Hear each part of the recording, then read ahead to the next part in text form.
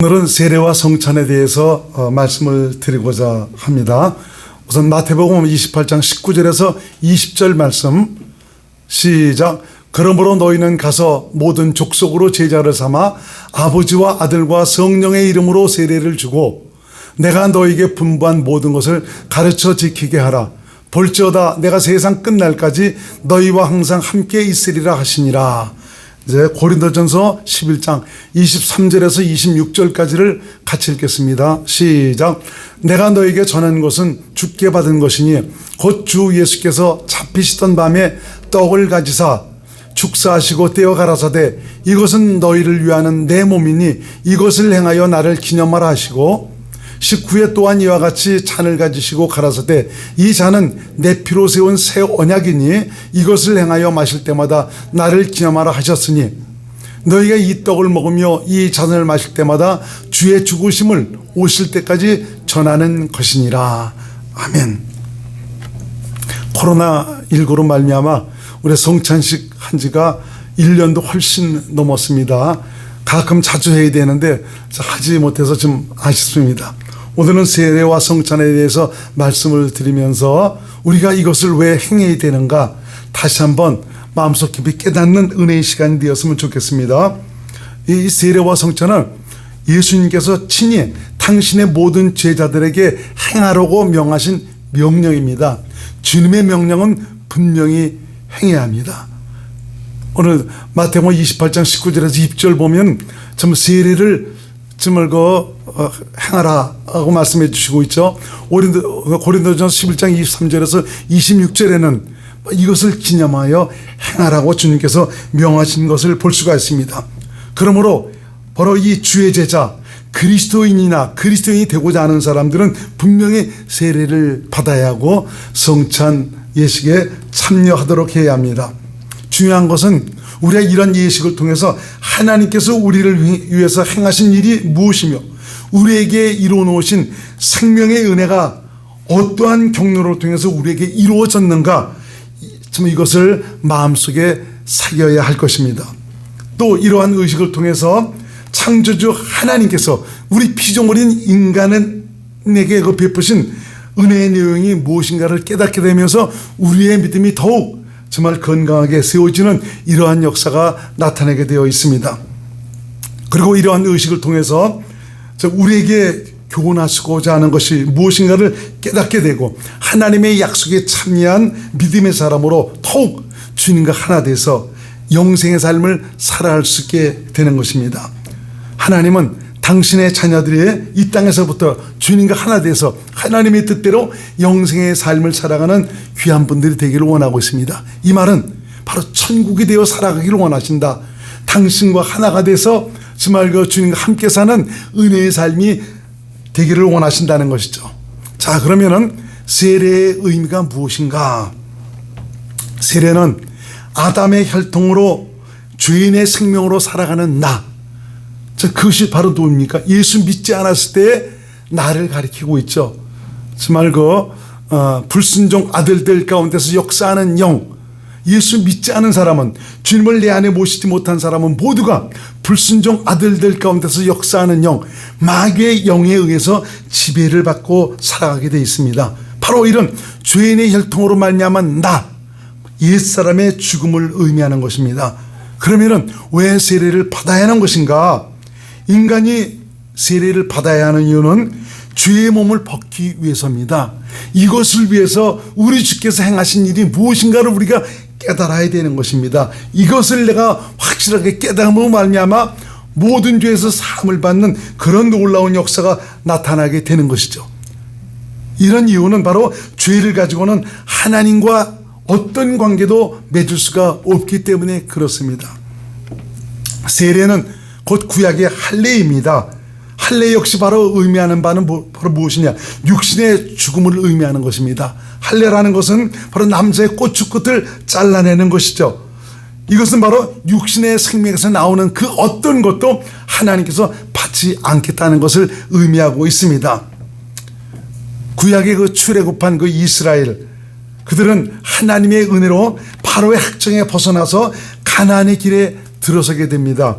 그러나 바로의 군대가 그들의 그 뒤를 따라오지 않습니까? 여기서 이스라엘은 망연자실하게 됩니다. 왜 그렇습니까? 앞에는 홍해의 바다가 가로막고 있고 뒤에는 자기들을 치기 위해서 이스라엘 군대가 오고 있기 때문에 어디로 피할 데도 없습니다. 그러니까 완전히 망연자실할 수밖에 없는 것이죠. 그러자 하나님께서 모세로 말미암아 홍해의 길을 내십니다. 바다의 길을 내십니다.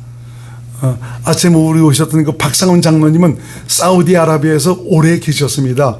그 사우디아라비아에 계시면서 바로 그 현장도 갔었습니다. 바로 무엇이냐? 많은 분들이 보면 그 홍해를 그 시나이 반도와 그 이집트 그 사이의 홍해를 말하고 있습니다. 바로 그 홍해를 가리키고 있는 것이 아닙니다. 여기서 홍해는 바로 어떤 것이냐? 시나이 반도와 사우디아라비아에 있는 그 홍해를 가리키고 있습니다. 그 홍해에 하나님께서 바닷길을 내셔서 좀 그 길을 건너가게 하셨던 것이죠. 인공위성에도 이제 그것이 나오고 있지만 좀 바로 이스라엘이 걸었던 그 바다에 지금도 보면 그 당시 그 애굽 사람들, 애굽 군대가 쳐들어오지 않았습니까? 그들이 수장된 그런 자녀들이 지금도 그 안에 정말 있다고 하는 것을 듣고 있습니다. 바로 박상훈 장로님은 그런 현장까지 갔다 온 분이고, 또 시내산도 시나이 반도에 있는 것이 아니고 사우디아라비아에 있다는 이런 것들을 확실히 보고 알고 오신 분입니다. 자, 이 홍해의 바닷길을 내셔서 정말 이스라엘이 건너게 했는데 뒤에 따라오는 그 애국 군대들도 계속 그들을 따라오지 않습니까? 그럴 때 하나님께서 물이 다시 합쳐지게 하심으로 말미암아 애국 군대는 거기서 완전히 수장을 하게 됩니다. 하나님은 이스라엘이 홍해를 건넜던 이 사건에 대해서 바로 세례를 받았다라고 이게 말씀하시고 있습니다. 고린도전서 10장 1절로 2절 표준 세번역으로 한번 읽겠습니다. 시작. 형제 자매 여러분, 나는 여러분이 이 사실을 알기를 바랍니다. 우리 조상들은 모두 구름의 보호 아래 있었고 바다 가운데를 지나갔습니다. 이렇게 그들은 모두 구름과 바다 속에서 세례를 받아 모세에게 속하게 되었습니다. 전에 애굽 바로 밑에서 살던 그 이스라엘은 완전히 이제는 물속에 수장돼 버리고 장사 지내버리고 이제는 그 하나님의 은혜로 말미암아 하나님의 약속의 땅을 바라보며 살아가는, 모세로 말미암아 살아가는 믿음의 사람이 되었다라는 이런 것을 의미하는 것이죠.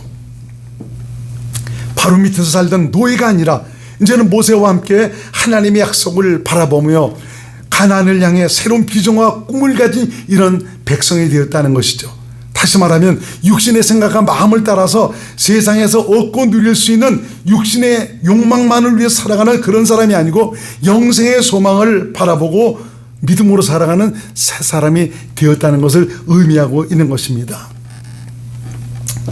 할례, 바로 이 곧 세례는 인간 스스로 해결할 수 있는 것이 아닙니다. 오직 하나님만이 하실 수가 있는 것입니다. 홍해를 가르신 분은 하나님입니다. 아무리 인간이 수단과 방법을 다 동원하지만 홍해 바다를 어떻게 우리가 가를 수가 있겠습니까? 어찌 길을 놓을 수가 있겠습니까? 거기다 정말 홍해 바다 위로 다리는 놓을 수가 있겠죠. 근데 바다를 갈라서 길을 낸다는 것은 이건 하나님만이 하실 수가 있는 것이고, 우리가 할례를 받는다고 해서 바로 고추꽃을 자른다고 해서 해결되는 것이 아니죠. 물에 들어갔다 나왔다고 해서 해결되는 것도 아니죠. 이건 하나의 상징입니다. 바로 예수님은 이것을 완성하기 위해서 오셨고요. 이것 때문에 우리 주님께서 십자가를 지신 것입니다. 예수님만이 대속의 사역을 감당할 수가 있습니다. 할례, 바로 이 세례는 그리스도의 십자가를 의미하는 것입니다. 그리스도는 하나님이 보내신 기름 부음을 받은 분이죠. 비록 하나님이시지만 인간의 구원과 생명을 위해서 인간의 죄를 대신 짊어지셨고 그 죄값으로 십자가에서 죽으셨습니다. 그리고 무덤에 장사 지냈습니다. 그리스도의 십자가는 바로 옛사람의 죽음을 의미합니다. 예수님과 함께 죽어서 무덤에 장사 지내버렸지 않습니까? 이건 육신의 죽음을 의미하죠. 이런 과정을 통해서 우리에게 새 생명을 주신 것입니다. 골로새 2장 11절로 15절 말씀을 우리 한번 같이 읽겠습니다. 시작. 또 그 안에서 너희가 손으로 하지 아니한 할례를 받았으니 곧 육적 몸을 벗는 것이요 그리스도의 할례니라. 너희가 세례로 그리스도와 함께 장사한 바 되고 또 죽은 자들 가운데서 그를 일으키신 하나님의 역사를 믿음으로 말미암아 그 안에서 함께 일으키심을 받았느니라.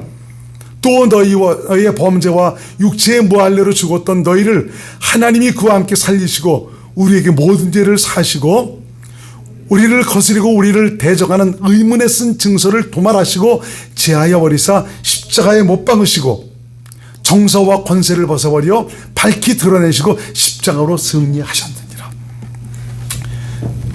우리 옛사람의 죽음이라는 것은 옛사람이 바로 무엇입니까? 아담의 혈통으로 말미암은 죄인의 생명을 가진 그 사람을 얘기하고 있지 않습니까? 이 생명으로는 하나님을 만날 수도 없고 영생에 들어갈 수도 없고 하나님과 함께 살아갈 수도 없습니다.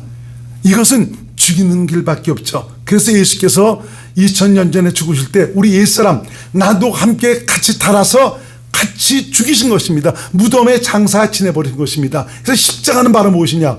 이건 그리스도의 할례, 바로 세례를 의미하고 있는 것입니다. 이런 것을 통해서 주님께서 하나님이 오셔서 하나님께서 우리가 할 수 없는 것을 행하셔서 우리의 모든 죄를 전부 다 사하시고 무덤에 장사 지내버린 것입니다. 그리고 살아나셔서 이 사실을 받아들이고 믿은 자들을 정말 새 사람으로서 영생을 위해 살아가는 이런 믿음의 사람이 될 수 있도록 이렇게 인도하신 것이죠. 그래서 우리가 세례를 받는 이유는 바로 뭐냐?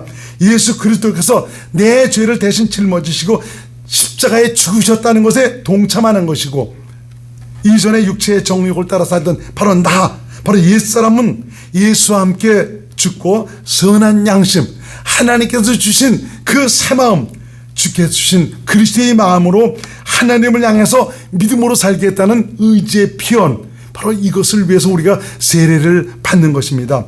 베드로전서 3장 21절의 말씀을 같이 한번 읽겠습니다. 시작. 물은 예수 그리스도의 부활하심으로 말미암아 이제 너희를 구원하는 편이 곧 세례라. 육체에 더오른 것을 제하여 버림이 아니요 오직 선한 양심이 하나님을 향하여 찾아가는 것이라. 마귀의 욕심을 따라 세상에서 누릴 영광을 위해서 살아가던 그런 자가 아니라 이제는 오직 하나님만 바라보며 믿음으로 천국을 소망하며 영원한 기업을 얻을 자로 살겠다고 약속을 하면서 예수 그리스도에 동참하는 것, 이것이 바로 세례입니다. 우리 이지연 자매, 그리고 또 고경윤 우리 학생, 참 이제는 이전의 옛사람, 죄인의 생명으로 살아가는 마귀에 속한 그 옛사람은 죽어버리고 이제 주님의 믿음에 동참하면서 2000년 전에 죽었던 그 일이 바로 나 때문에 든 것을 깨닫고 나도 그때 함께 죽었다는 것을 고백하면서 이제 새 사람으로 영생의 삭슬을 위해 살아가는 새 사람이 되었다는 것입니다. 자, 이제 주님께서 성찬을 행하여 기념하라고 또 주님께서 말씀하셨지 않습니까? 성찬은 주님의 잔과 떡에 참여하는 것을 의미하고 있습니다. 잔은 하나님께서 우리 인간에게 약속하신 그 언약을 이루시기 위해서 우리 주님께서 무엇을 언약하셨습니까? 영생을 언약하셨죠. 영생은 영원한 생명, 하나님의 생명을 의미합니다. 하나님과 생명으로 하나 돼서 하나님과 함께 살아가는 것, 바로 천국, 하나님의 나라를 의미하고 있죠. 이 언약을 이루시기 위해서 그리스도를 보내셔서 그 핏값으로 우리의 모든 죄를 사해 주신다는 의미고요. 이러한 일들을 통해서 마귀의 머리를 밟아버리시고 우리를 죄에서 마귀에서 벗어나게 하셔서 하나님의 약속에 이르도록 하신다는 것입니다. 저와 여러분들에게는 영생이 있습니다. 참 육신의 죽음을 너무 두려워하지 마시기 바랍니다. 육신은 낡은 옷을 벗어버리는 그거밖에 되지 않습니다. 그러니까 우리의 이 세상 살아가면서 정말 이 낡은 옷에 집착하지 마시고 속사람을 더욱 새롭게 하는 일에 힘쓰셔서 영원한 기업을 멋지게 만들어가는 이런 일에 최선을 다할 수 있기를 주의 이름으로 축원을 드립니다. 이 땅에서 우리가 믿음으로 한 수고는 공짜가 없습니다. 하나님께서 다 기억하시고 보시는 것입니다. 네가 내 말에 순종해서 오직 믿음으로 그 나라의 영광을 위해서 살았구나 라는 이것을 보시고 그 나라에서 얻을 상급을 쌓도록 우리 주님께서 계속 역사하시고 있습니다. 그래서 이 세상 살아가는 동안 참 여러분의 속사람의 영광을 위해서 귀하게 사용받을 수 있는 하나님의 사람들이 될 수 있기를 주의 이름으로 축원드립니다. 60만을 위해서 살다가 이거 끝나버릴 때 남는 것이 없다면 그거 어떡하겠습니까? 딱하죠. 목사가 마지막 임종 예배나 참 장례 예배를 드리면서 주님을 위해서 행한 그런 일들이 없는 그런 분들을 볼 때는 마음이 딱합니다. 그렇지만 이 구원받았다는 것도 놀라운 일이죠. 이제 저와 여러분이 구원받았다면 이제는 하나님의 뜻을 깨닫고 내가 어떻게 살아야 되겠는가, 이걸 마음속에 새기면서 믿음으로 말미암아 우리 주께서 하실 일을 위해서 살아간다는 것은 너무 놀라운 일입니다. 자신의 영혼을 멋지게 만들어가는 그런 일들입니다. 그래서 아무쪼록 저와 여러분의 남은 생에 하나님의 뜻대로 자신의 영혼의 값진 영광을 위해 살아가는 귀한 분들이 될 수 있기를 주의 이름으로 축원드립니다. 이것을 위해서 성령께서 우리 안에서 말씀하시고 보여주시고 감동하시고 인도해 주시고 있습니다. 떡은 이제 이렇게 그리스도께서 하신 일을 받아들이고 믿어서 주님을 자신 안에 모셔드리고 주님께서 공급하시는 생명을 먹고 마시며 살겠다는 의지의 표현을 의미하고 있습니다. 주님이 공급하시는 생명이란 바로 주님의 말씀, 내 안에서 말씀하시는 주님의 음성을 살겠다는 것을 의미하고 있습니다. 주님의 말씀은 주님의 살과 피입니다. 영생의 삶을 사는 새 언약의 일꾼, 곧 그리스도인의 양식이고요. 이 양식을 먹고 마셔야 그리스도 안에서 영생의 삶을 살아갈 수 있게 됩니다. 새 언약의 일꾼, 곧 그리스도인은 주님의 음성을 듣고 믿음으로 사는 자를 가리키고 있습니다. 요한복음 6장 54절에서 57절까지 말씀을 같이 한번 읽겠습니다. 시작. 내 살을 먹고 내 피를 마시는 자는 영생을 가졌고 마지막 날에 내가 그를 다시 살리리니 내 살은 참된 양식이요 내 피는 참된 음료로다. 내 살을 먹고 내 피를 마시는 자는 내 안에 거하고 나도 그 안에 거하나니 살아계신 아버지께서 나를 보내심에 내가 아버지로 인하여 사는 것 같이 나를 먹는 그 사람도 나로 인하여 살리라. 예수께서 이 땅에 사실 때 어떻게 사셨다고요? 아버지로 인하여 사셨어요. 아버지가 공급하시는 생명의 떡을 막 먹고 마시며 살아가셨어요. 이 말은 바로 어떤 것이냐? 자신 안에 계신 아버지의 말씀을 듣고 살아가셨다는 것입니다. 사실 이 말씀을 하실 때 예수님을 따르던 많은 사람들이 아니 어떻게 자기 살을 먹고 자기 피를 마시라고 말하고 있는 것인가, 도무지 이해를 못하겠는 것입니다. 그래서 이 말을 들은 많은 사람들이 주님을 떠났다라고 성경을 말씀하고 있어요. 이런 사실에 대해서 예수님께서 어떻게 말씀하시고 있냐? 63절 말씀을 같이 봅니다. 63절 시작. 살리는 것은 영이니 육은 무익하니라. 내가 너에게 이른 말이 영이요 생명이라. 바로 주님이 하신 말씀, 주님의 입에서 나오는 그 말씀이 영이요 생명이다, 바로 양식이다 라고 말씀해 주고 있어요. 다시 57절 말씀을 봅니다. 여기서 예수님께서 이 땅에 사시면서 아버지의 말씀을 듣고 살았어요. 아버지로 인하여 살았어요. 나를 먹는 그 사람도 나로 인하여 살리라. 그럼 저와 여러분들이 주님을 내 안에 모시고 살아가고 있습니다. 그럼 저와 여러분들도 예수님을 인하여 살아가야 되지 않습니까? 예수님으로 인하여 살아가는 것은 예수님께서 공급하시는 그 양식을 먹고 마시며 살아가야 되는 거죠. 이 말은 다시 말하면 내 안에서 말씀하시는 주님의 음성, 주님의 말씀을 듣고 살아가야 된다는 것이죠. 내 안에 계신 예수님은 성령으로 말미암아 기록된 성경 안에서 말씀하셔서 그 말씀을 양식으로 살아가도록 역사하시고 있습니다. 그러므로 성찬에 참여하여 새 언약의 일꾼으로 오직 성령을 쫓아 자신 안에 사시는 주님의 살과 피를 먹고 마시며 살겠다는 다짐, 이것을 위해서 우리가 성찬을 하는 것입니다. 이 양식은 영생의 삶을 살아가는 에너지이고요, 믿음이 되고요, 주님이 일하심을 나타내는 능력의 말씀입니다. 이 말씀을 듣고 내가 살아가니까 말씀을 통해서 하나님의 권세와 능력이 나타납니다. 문제가 해결이 됩니다. 병든 자가 치유를 받습니다. 하나님의 놀라운 역사가 능력으로 나타나게 됩니다. 주님의 음성을 듣고 살아갈 때 또 내 안에 주님의 나라가 이루어져서 주님과 동행하는 믿음의 삶을 살게 되죠. 실로 주님께서 공급하시는 양식은 하나님의 나라의 놀라운 은혜와 감격을 갖게 합니다. 오늘도 일하시는 주님의 구원의 손길을 경험하게 하고 신의 성품에 참여하는 자로서 그 나라에 합당한 자로 살아갈 수 있도록 우리를 인도해 줍니다. 여러분, 그분이 내 안에 계십니다. 내 안에 계신 그분은 당신의 생명을 공급해 주시고 있습니다.